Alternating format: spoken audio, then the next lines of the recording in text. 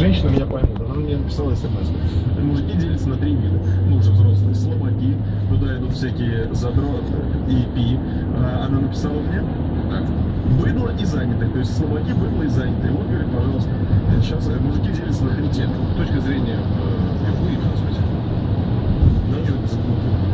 С точки зрения Сергея Николаевича, да? Да. Безусловно, имеет право на жизнь, Да.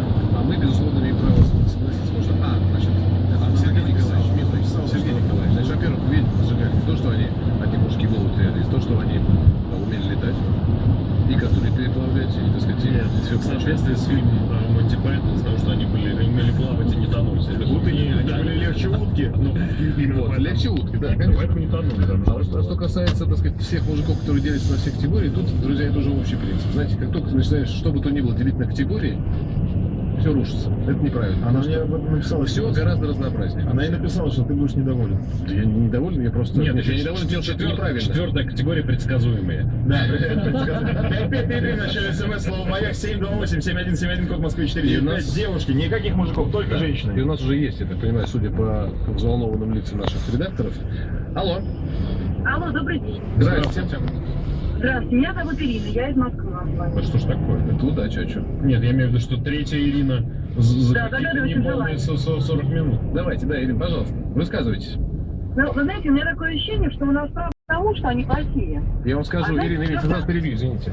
Достойных и среди женщин, и среди мужчин, конечно же, меньшинство. Правильно? Да. Конечно. Просто Дальше, закон сохранения энергии, он вообще во Вселенной самый, мне кажется, такой сильный. Самый прикольный, по крайней мере. Да, во всяком случае, мужчинам в том изобилии, в котором они у нас живут, нет смысла особо как-то стремиться к своему усовершенствованию, тюнинговать себя всячески. Угу. И это, знаете, это касается, кстати, не только обилия женщин, а обилия и ресурсов в нашей стране, и, в принципе, возможностей. Вот, например, мужчины европейские, они вообще вся европейская цивилизация сейчас живет в условиях очень ограниченных ресурсов. Поэтому они изначально с самого детства настраиваются на то, что нужно очень много работать, для этого надо много учиться. Подождите, это многие только, темы немцы здесь так, там. это только немцы так настраиваются. Вы Это всю не Европу только в один немцы. котел не мешайте. Итальянцы, испанцы. Нет, А пускай Ирина ни договорит. одного испанца с нашим уровнем заинтересованности в жизни сравнивать нельзя. Можно. У них сиест Чуть-чуть, по 3 Ирина, часа. Ирина, подождите, смотрите, давайте мы так, мы либо Если будем... по 3 часа, Ирина, работают они свои 8. Ирина, ну подождите, смотрите, я же не спорю, вот давайте просто мы либо тогда будем употреблять и спорить, используя, так сказать, стереотипы некие, либо все-таки личный опыт. И то, и другое не очень справедливо, да, не очень справедливо, и то, и другое. Потому что стереотип, понятное дело, что они не верны, а личный опыт тоже мало показательный. Но, тем не менее, в этом есть хотя бы хоть какой-то смысл. Потому что, например, я твердо убежден, что испанцы, итальянцы, и вообще Южная Европа, что подтверждает сейчас ситуация экономическая, это не работяги, это вообще не работники. Это никто, понимаете?